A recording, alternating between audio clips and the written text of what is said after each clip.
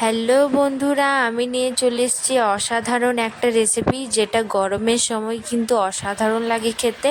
আর গরমে তো সবাই কম মশলা বেশিরভাগ খেয়ে থাকেন। বাটাবুটি মশলা ছাড়ো আর শুকনো কলাইয়ের ভাজার জাদু দেখাও। তো আমি জিরে, গোলমরিচ, শুকনো লঙ্কা ভালো শুকনো কলাইয়ে আমি লাল লাল করে ভেজে নেব। তারপর ওটা আমার একদিকে সিলে বেটে দেবে।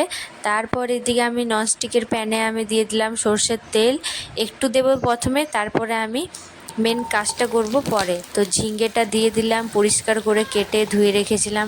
তারপর কটা আলুও দিয়ে দিতে পারো আপনারা চাইলে। তো আমি এখানে দিচ্ছি। ঝিঙ্গেটা তো গলে একটু হয়ে যায় কি হয়ে যায় না বলো আপনারা রান্না করলে, কিন্তু এই রেসিপিটাতে আমি গলাবো না, একদম গোটা গোটাই থাকবে। তারপর দিয়ে দেবো একটু ভিজিয়ে রাখা ছোলা। আপনারা চাইলে বুট ডালও ভিজিয়ে রেখে দিতে পারেন, কিন্তু আমার বুটটা বেশিরভাগ ভালো লাগে।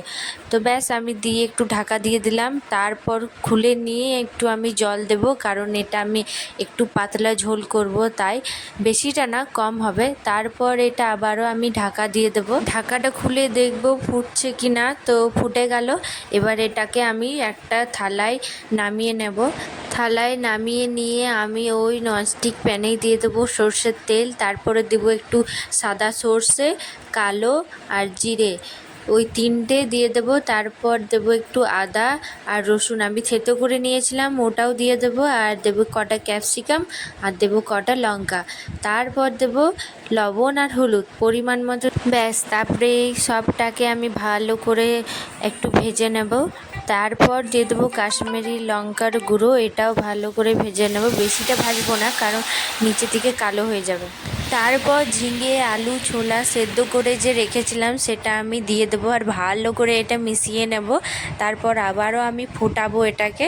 আর আলুটা দেখি সেদ্ধ হলো কি না। না, সেদ্ধটা হয়নি, তো আমি ঢাকা দিয়ে ভালো করে এটা সেদ্ধ করে নেব। সেদ্ধ হয়ে যাওয়ার পর এই যে রঙটা, আসল রঙটা, আমি এটাতে একটু কিছু দিই নাই গো বেশিরভাগ। তারপর দিয়ে দেবো ভাজা যে মশলাটা, প্রথমেই যে আমি মশলাটা ভেজে রেখেছিলাম সেটা গুঁড়ো করে নেওয়া হয়েছে, ওটা আমি উপর থেকে ছড়িয়ে এই যে ঢাকা দিয়ে রেখে দেবো।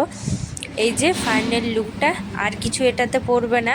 এই যে আমার ঝিঙে, আলু, ছোলা রেসিপি কমপ্লিট। তাহলে কেমন লাগলো ভিডিওটা, ভালো লেগেছে কি না? হ্যাঁ জানি ভালো লেগেছে। তাহলে চ্যানেলটা আমার সাবস্ক্রাইব করো, লাইক করো, শেয়ার করো। আর এরকম ভিডিও নিয়ে আসবো আমি নতুন নতুন।